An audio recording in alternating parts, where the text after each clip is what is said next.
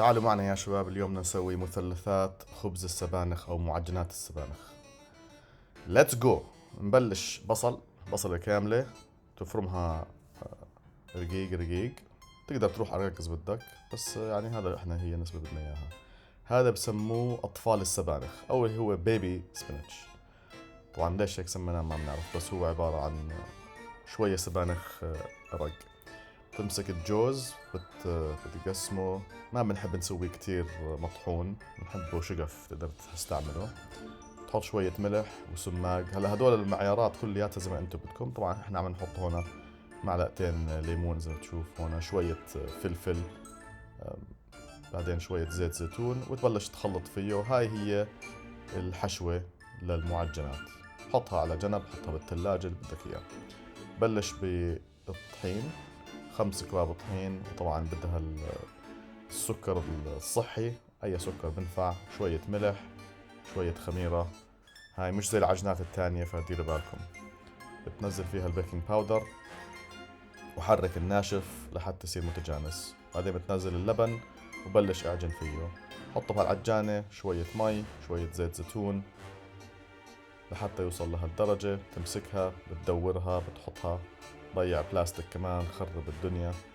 وحطها على درجة تقريبا 37 درجة بد بروف إذا عندك، واتركها ساعة خليها ترتاح. بوكس بالنص، حولها لمدورة، قصها لأرباع، وكل ربع لدويرة، وكل دويرة لأتمن.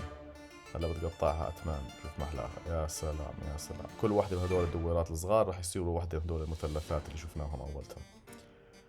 يعني هنا إذا عندك مشاكل بالمفاصل رح تتمشكل. حمي قبلها وحتجيب حدا تاني يسوي لك اياه لحتى تخلصهم كلياتهم. وغطيهم. شوف ما استعملنا بلاستيك يا شباب، والله يعني بدكم تشكروني لاني انا ضليتني انق على هالموضوع. طبعا ما كسبناها كلها، بس كسبنا شوية. المهم تمسك كل دويرة بترقها بالمرق السامبل هذا الصغير اللي لعبة الباربي بتستعمله. بتعمل كل المثلثات، وبرضه كمان مرة بتريحها وتحطها بالفرن. هلا بالفرن هذه هي اهم اشي بدي احكي لكم اياه.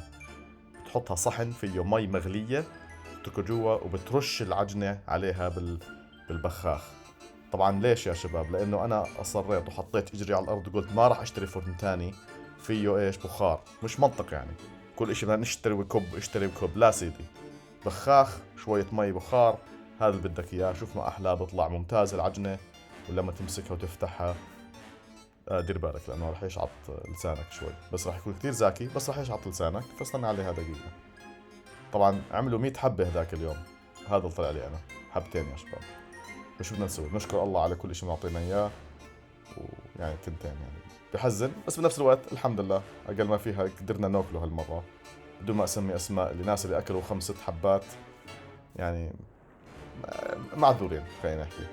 كانت كثير زاكية والحمد لله. وبنعطيها ثمز اب زي ما بيقولوا. وصحتين يا شباب.